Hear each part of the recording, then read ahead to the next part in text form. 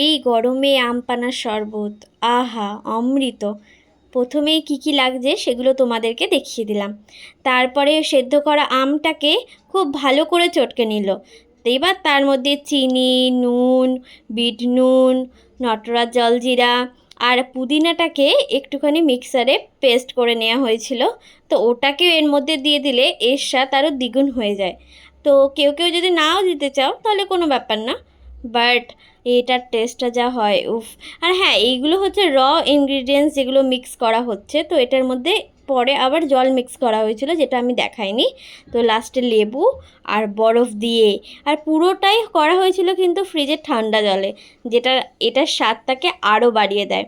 আর ফ্রিজে রেখে যদি এটা দুদিন ধরে খাওয়া হয় তাহলে তো খুবই ভালো। আমাদের রেডি আমপানার শরবত, উফ, দারুণ।